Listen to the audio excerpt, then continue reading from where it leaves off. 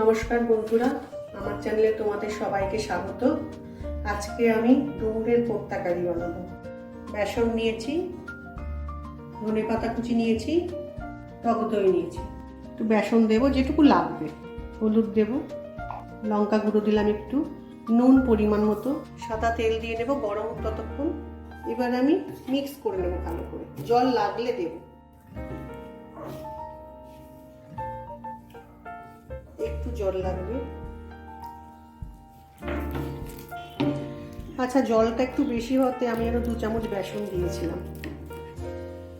এরকম ছোট ছোট করে ভেজে নেব।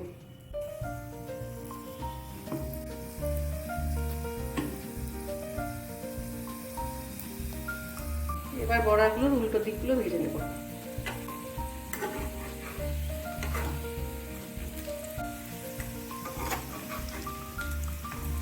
আমি একটা মশলা তৈরি করে নেব। জিরে গুঁড়ো দিলাম, একটু ধনে গুঁড়ো দিলাম, লঙ্কা গুঁড়ো দিলাম, হলুদ গুঁড়ো দিলাম, চিনি দেব। এবার এটা মিক্স করে নেব আস্তে আস্তে। বড়াগুলো ভাজা হয়ে গেছে, এবার তুলে নেব।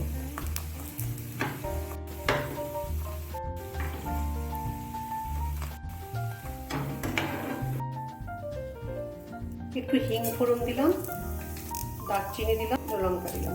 ফোড়নটা ভাজা হয়ে গেছে, এবার মশলাটা দিয়ে দেবো।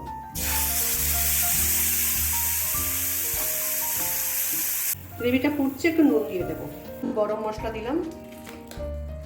এবার আমি একটু জল দিয়ে দেবো, ফুটে গেলে বড়াগুলো দিয়ে দেবো। এবার আমি বড়াগুলো দিয়ে দেবো।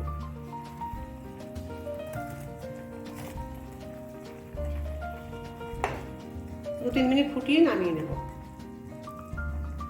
ডুমুরের কোফতা আমার তৈরি হয়ে গেছে। এটি একটি নিরামিষ খাবার। ভিডিওটি দেখার জন্য ধন্যবাদ।